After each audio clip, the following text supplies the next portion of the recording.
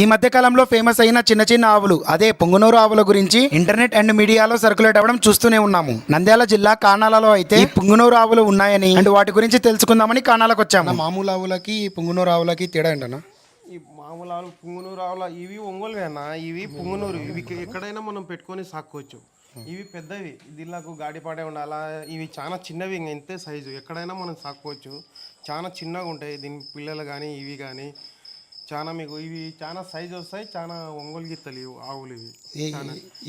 ఇది చిన్న ప్లేస్లలో మనం కుక్కలు పిల్లులు సాక్కునేట్టు చాలా చిన్న స్థలంలో సాక్కోవచ్చు అన్న. ఇంటి దగ్గర వదిలేసినా కానీ ప్రశాంతంగా తిరుగుతుంటాయి. అల్లరి చేయవు, పొడిసవు గిడ్సవు. ఇవి చాలా సైలెంట్గా ఉంటాయి. గృహప్రవేశాలకు కానీ మనం ఏ దానికైనా కానీ ఇంటికాడి సెకండ్ ఫ్లోర్ కానీ థర్డ్ ఫ్లోర్ కానీ ఫోర్త్ ఫ్లోర్ కానీ లిఫ్ట్లో ఎంత దూరమైనా కానీ మనం తీసుకుపోయి గృహప్రవేశం చేపించుకొస్తాం అన్న. ఏం లేదు. విన్నారుగా ఫ్రెండ్స్ ఈ పొంగునూరు ఆవుల గురించి. వీటిని పెంచుకుంటున్న ఓనర్ మాటల్లోనే ఇవి ఎన్నేండ్లైనా 2, 3, 4 అడుగుల కంటే ఎక్కువ పెరగవంట. షాప్స్ లేదా గృహ ప్రవేశాలకైనా కొనుగోలు చేయడానికైనా ఈ నెంబర్ను సంప్రదించండి.